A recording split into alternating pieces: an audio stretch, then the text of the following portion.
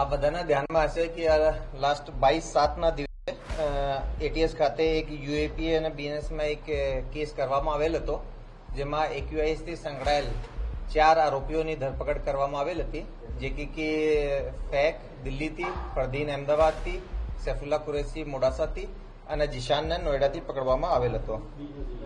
આ લોકોની બધાની 14 દિવસના અમને રિમાન્ડ મળ્યા હતા. આ રિમાન્ડ દરમિયાન જે ફેક છે એના ઇન્ટ્રોગેશન દરમિયાન જાણવા મળેલ કે આ એક ઇન્સ્ટા અકાઉન્ટ છે સ્ટ્રેન્જર નેશન 2 કરીને. આ અકાઉન્ટના કોન્ટેક્ટમાં છે. આ અકાઉન્ટ મારફતે એ લોકોએ એક્યુએસથી રિલેટેડ કન્ટેન્ટની આપ-લે કરતા હતા અને જિહાદી મુદ્દાઓ પર ડિસ્કશન્સ એ લોકોએ કરતા હતા. આ ઇન્ટ્રોગેશન આધારે અને એના જે વિડીયોઝ હતા એ વિડીયોઝને ડીપ સર્ચ ઇન્ટરનેટમાં કરતા અમને અમારી જે ટીમ છે એ ટીમને ઇન્સ્ટા અકાઉન્ટ મળી આવેલા, જે કે સ્ટ્રેન્જર્સ નેશન 2 અને સાથે સાથે આનાથી જ રિલેટેડ જે ફેસબુક પેजेस છે સ્ટ્રેન્જર્સ ઓફ ધ નેશન અને સ્ટ્રેન્જર્સ ઓફ ધ નેશન 2. આ ટોટલ 3 અકાઉન્ટ, 2 ફેસબુક ઉપર અને 1 ઇન્સ્ટાગ્રામ ઉપર અમને મળી આવેલો. આ બહુ પોપ્યુલેટેડ ઇન્સ્ટા અકાઉન્ટ હતો. કહેવાનું કે આના જે ફોલોઅર્સ છે એ 10,000થી પણ વધારે દરેક અકાઉન્ટ ઉપર ફોલોઅર્સ હતા અને ઘણા બધા કન્ટેન્ટ્સ એ લોકોએ મૂકતા હતા. એક ટેકનિકલ ટીમ એસપી સિદ્ધાર્થની અધ્યક્ષતામાં બનાવવામાં આવેલી, જેમાં DYSP Harsh Upadhyay, Manan Ojha, Manal Shah, RC Vadhvana, PR Vasava, police constable Ravi Desai વગેરે રહ્યા. એ લોકો દ્વારા ટેકનિકલી આ અકાઉન્ટ હોલ્ડર્સ કોણ છે એ બાબતમાં ડિટેલ્સ શોધવામાં આવેલી. જાણવા મળેલ કે આ જે અકાઉન્ટ છે આ બેસિકલી ત્રણેય અકાઉન્ટ એક શમા પરવીન રહે આરટી નગર બેંગ્લોરમાં રહે છે.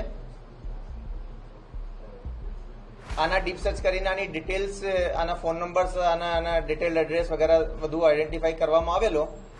એ આધારે પછી એક ટીમ બનાવવામાં આવેલી, જેમાં DYSP Virjit Parmar, PI S Chada, PI Manal Shah, PSI Aman Patel, BJ Patel, ASI હિનાબેન મકવાના. આ લોકોની એક સંયુક્ત ટીમ બેંગ્લોર ખાતે રવાના થયેલ.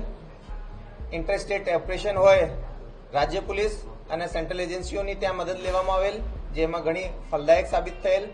અને આ જે સસ્પેક્ટ આરોપી છે એને ત્યાંથી એના ઘરેથી ડિટેન કરવામાં આવેલ.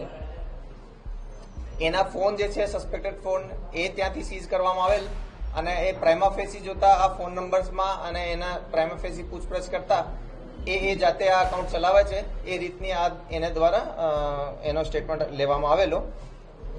પછી આ જે આરોપી છે એનો એક ટ્રાન્ઝિટ રિમાન્ડ લઈને અહીંયા આજે અમદાવાદ ખાતે લઈને આવેલ છીએ.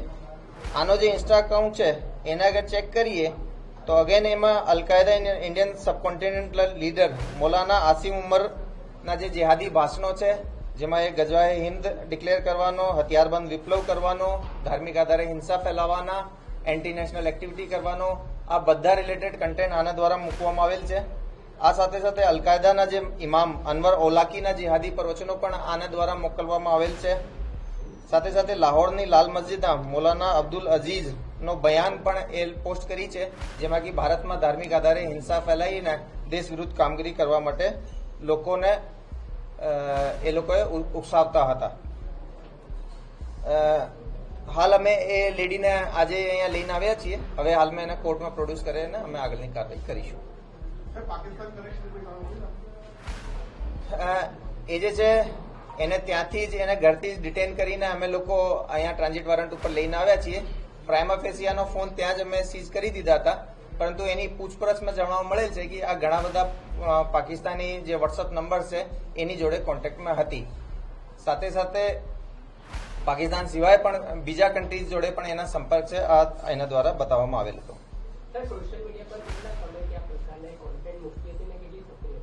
જો અમે એના રિસેન્ટ જે કન્ટેન્ટ છે એ કન્ટેન્ટ આધારે આપણે કહીએ છીએ કે આ રીતના સસ્પેક્ટેડ કન્ટેન્ટ છે. આજે જ અમે એને લઈને આવ્યા છીએ. એની પ્રોફાઇલ કેટલી જૂની છે એ અમે થોડો આનો ડિટેલ અભ્યાસ કરીને આપણે કહીશું અને આ પ્રોફાઇલ્સમાં ક્યારથી એ લોકોએ રેડિકલ કન્ટેન્ટ અને અલકાયદા રિલેટેડ કન્ટેન્ટ મૂકવા માંડ્યા છે એ પણ અમે આપને ડ્યુરિંગ ઇન્વેસ્ટિગેશન જો આપણે યુએપીએ જે એક્ટ છે એમાં વિભિન્ન જે સેક્શન છે એમાં કોઈ પણ ઓર્ગેનાઇઝેશન હોય એના ટેરરિસ્ટ ઓર્ગેનાઇઝેશન તરીકે ડિક્લેર કરવાની એક પ્રક્રિયા છે.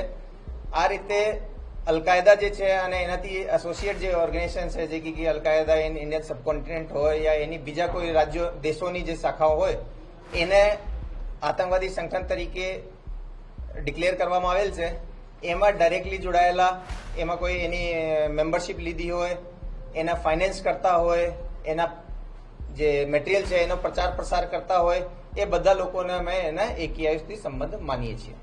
ચારે આતંકીઓ જોડે આ મહિલા સંપર્કમાં હતી અને કઈ રીતે એને માર્ગદર્શન તમામ પૂરું પાડતી હતી? જો હાલ સુધીની અમારી તપાસમાં એ જે ફેક જે હતો, જે કે અમે દિલ્હીથી લઈને આવ્યા હતા, એ આને બહુ વધારે એક્ટિવ કોન્ટેક્ટમાં હતો.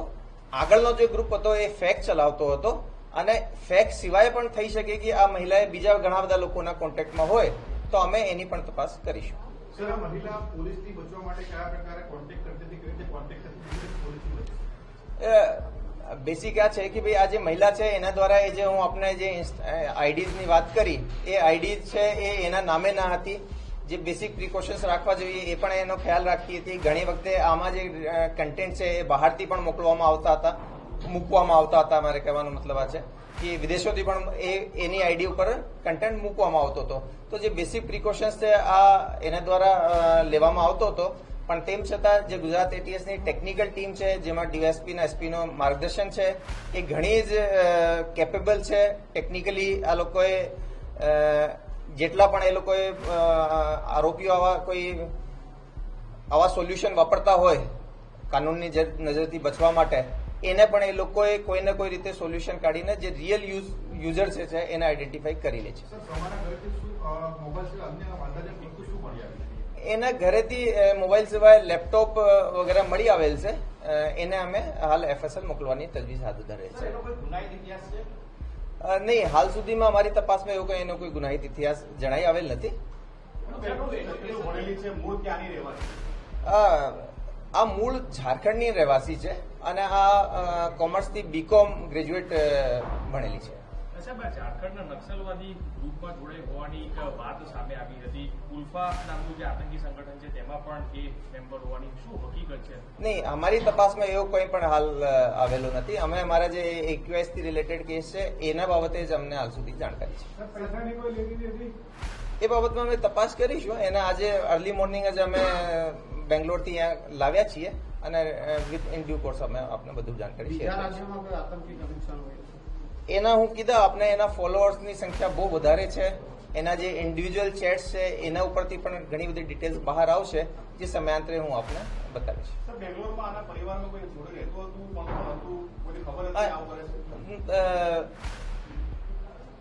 એ જનરલી જે મહિલા છે એ એકલી વધારે રહેતી હતી. એના રૂમમાંથી વધારે બહાર નહીં નીકળવાનો. આજુબાજુના લોકોથી પણ જે જાણકારી મળી એમાં એ બહુ ઓછી બહાર નીકળતી હતી.